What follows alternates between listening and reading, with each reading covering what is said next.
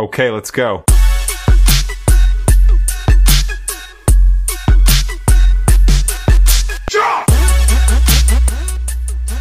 Bismillahirrahmanirrahim. Assalamualaikum warahmatullahi wabarakatuh. Ya, alhamdulillah Ibu Bapak hari ini bersedia untuk hadir di sini dalam kegiatan diseminasi pelatihan Asda BK.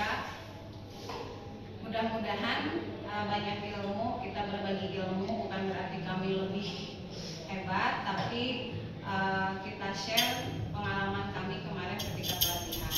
Mudah-mudahan bermanfaat buat kita semua. Sebelum memulai, kita perkenalkan dulu jingle dari 7 jurus BK hebat ini. Kita mulai. Boleh berdiri.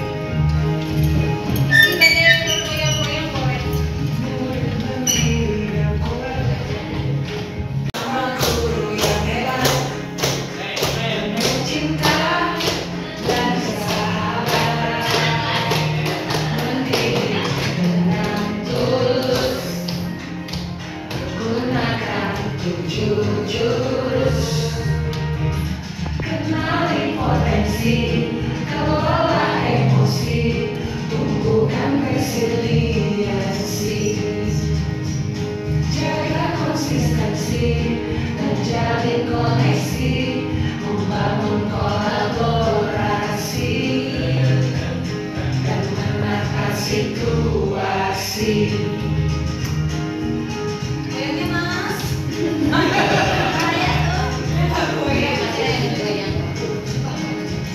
Sekolah aman dan nyaman,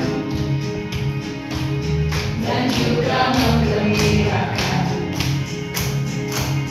tempat bertumbuh harapan, bersama ayo kita wujudkan, mendidik dengan tulus, gunakan 7 jurus. Kenali potensi, kelola emosi, tumbuhkan resiliensi, jaga konsistensi, terjalin koneksi, membangun kolaborasi, dan menata situasi. 7 jurus BK hebat, bersama murid melangkah terang. Kita akan memasuki sosialisasi 7 jurus BK hebat. Yang jurus ke-1 apa tadi Ibu? Ini dulu bagus. Kenali potensi. Kenali potensi dibawakan oleh Bu Ina. Mangga Bu, kita dulu. Kita mempelajari 7 jurus. Di antaranya yang pertama tentang kenali potensi. Gunakan metode ANKA. ANKA itu apa saja? Yang pertama aktivitas, kemudian refleksi, lalu konsep dan aplikasi. Nah, aktivitas di sini, sebelumnya saya mau tanya dulu Bapak Ibu, ketika di awal tahun ya, untuk mengenali potensi bakat minat dari anak didik kita biasanya melakukan apa?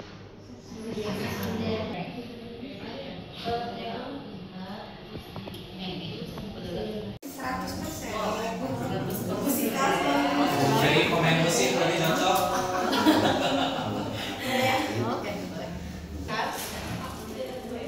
Ada yang bisa menyimpulkan bagaimana dari gambar ini? Dari gambar ini mungkin ada yang bisa menggambarkan. Bapak, silakan. Perbedaan memiliki kelebihan dan kekurangannya. Tadi yang menyambung dari Pak Edi, karena setiap orang itu punya kekurangan masing-masing, maka kita tidak bisa memberikan satu perlakuan yang sama gitu. Di sini misalkan harus nggak, karena tadi punya kekurangan masing-masing.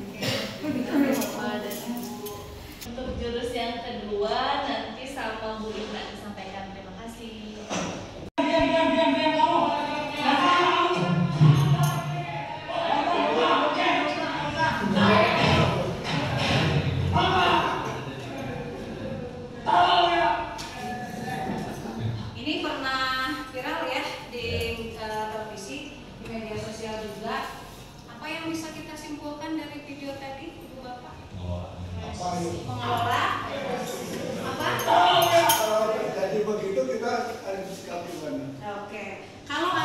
yang seperti itu kita harus bersikap bagaimana? Pertanyaan yang bagus, karena seringkali anak didik kita memang mengorek-ngorek hati ini gitu ya, membuat emosi rasanya ingin meledak gitu. Tapi tetap aja kita sebagai orang dewasa mungkin dibanding anak ya tetap harus lebih bijaksana gitu. Ada caranya. Ini contoh yang kedua.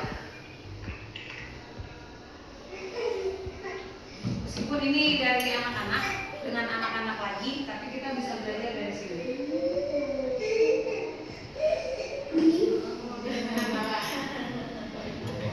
Bisa dari itu kamu lihat dulu dong cara menahan amarahnya tuh. Nah, kayak gitu. Kalau kayak gitu akhirnya menjadi lebih tenang. Beda dengan yang tadi ya. Kita kenal lah ya, otak ada beberapa bagian. Nah, ada cara kita mengendalikannya. Bagaimana ketika ada anak yang seperti itu membuat emosi kita ingin meledak? Kalau meledak, coba yang sebelah sini. Biasanya kalau emosi seperti apa? Suka meledak-ledak. Suka lemas. Setelahnya, sebelumnya seperti apa mengeluarkan emosinya? Oh, ini mah dengan kata-kata kasar, tapi setelahnya lemas, kata kasar terus lemas. Oh, menyesal, ada perasaan menyesal. Oke, sebelah sini nangis. Oh, kalau marah memuncak nangis. Setelah nangis Tidur. Makan, jangan makan. Nangis, makan.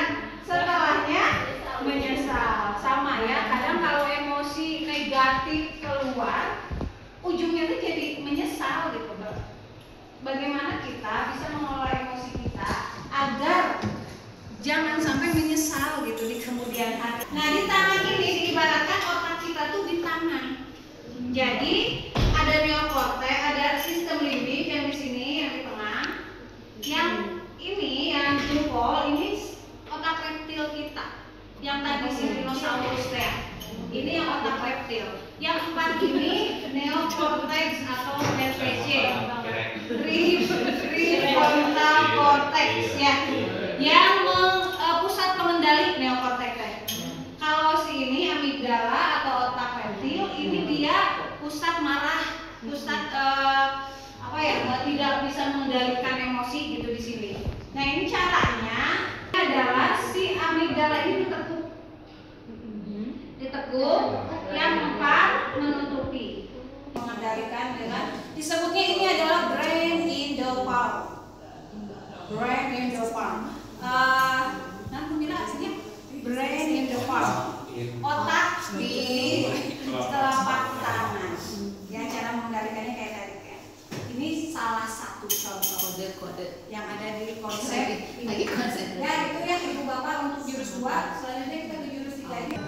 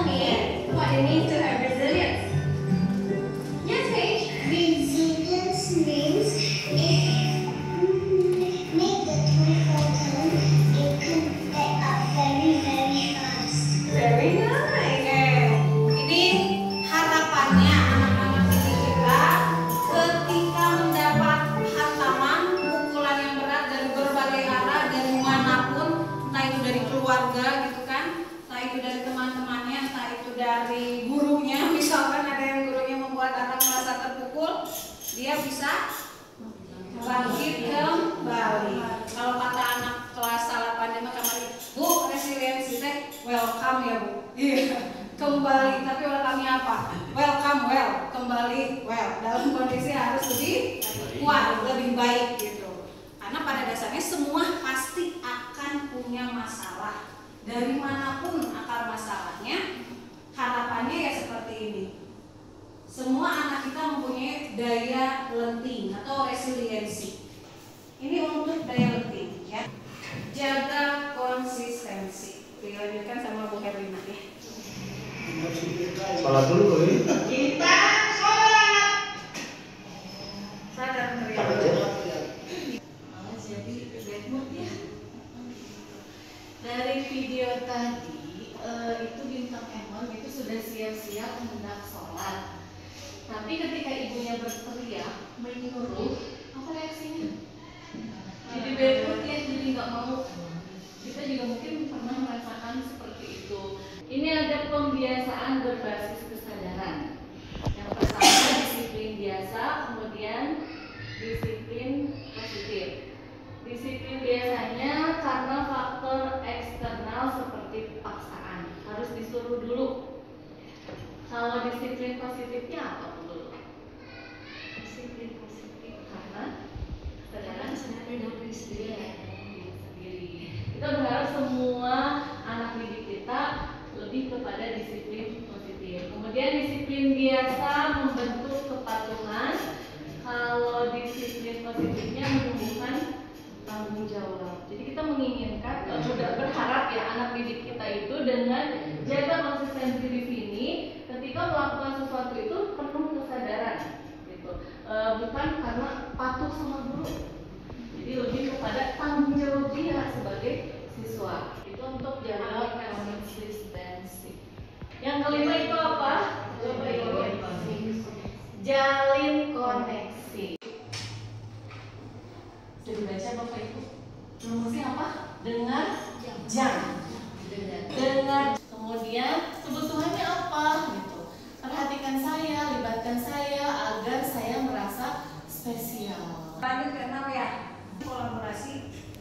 Semua guru tuh paham dengan proses bimbingan. Jadi bukan hanya mengajarkan ilmu saja gitu. Nah, kenapa sekarang ada 7 jurus BK hebat yang harus diimbaskan ke semua ibu bapak guru? Ya, ibu bapak guru paham dan bisa membantu anak dalam proses pembimbingan gitu. Meskipun untuk konseling ya mungkin tidak mungkin, tapi untuk membimbing kan insya Allah semuanya juga sudah biasa gitu ya. Dan kita sudah terbiasa alhamdulillah melaksanakan seperti itu Bapak di sekolah kami ya. Mudah-mudahan akan terus berjalan kolaborasinya. Adapun kolaborasi juga nggak harus dengan pihak sekolah kan, bisa juga kita kerjasama dengan lembaga-lembaga yang lainnya gitu. Nah, ini contoh indikator produksi permasalahan. Kalau yang ringan kan kita masih bisa gitu ya. Terus guru piket, guru mapel, orang tua kalau perlu dilibatkan. Kalau sudah sedang atau berat, karena kita memanggil orang tua gitu. Selanjutnya kalau udah sangat berat yang nyetir tega, akhirnya di konferensi kasus kita dengan kepala sekolah. Kalau masalahnya berat sekali dan memang harus ada penanganan khusus, biasanya akan kita referal. Kita kuatkan anak kita di jurus 1, 2, 3, 4-nya itu. Jadi nggak sampai masuk ke tiers 3 ya. Itu maksudnya biar sekolah kita itu nyaman, aman, nyaman, menggembirakan ya, yang sesuai dengan tujuannya PM pembelajaran mendalam. Prinsipnya pengurangan risiko. Jadi bagaimana seminim mungkin si risiko itu tidak ada gitu di sekolah kita. Sampaikan nggak ada ancaman gitu di sekolah kita. Sampai risikonya itu 0. Kalau menggurui mudah-mudahan ilmunya bermanfaat. Terima kasih. Assalamualaikum warahmatullahi wabarakatuh. Menentukan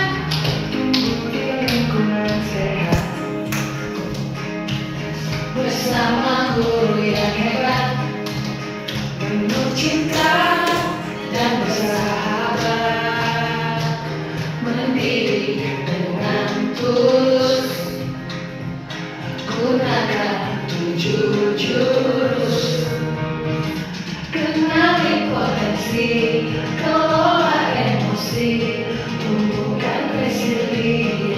koneksi, jaga konsistensi, menjalin koneksi, membangun kolaborasi, dan menata situasi.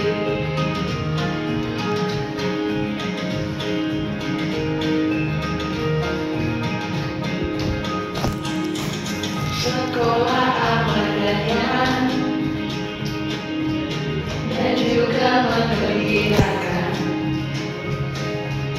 tempat bertumbuh harapan. Bersama ayo kita wujudkan, berdiri dengan tulus, gunakan 7 jurus, kenali potensi, kelola emosi, tumbuhkan resiliensi, jaga konsistensi, dan jalin koneksi, membangun kolaborasi, dan menata situasi. 7 jurus hebat, bersama murid melangkah tepat. 7 jurus mereka hebat, 7 jurus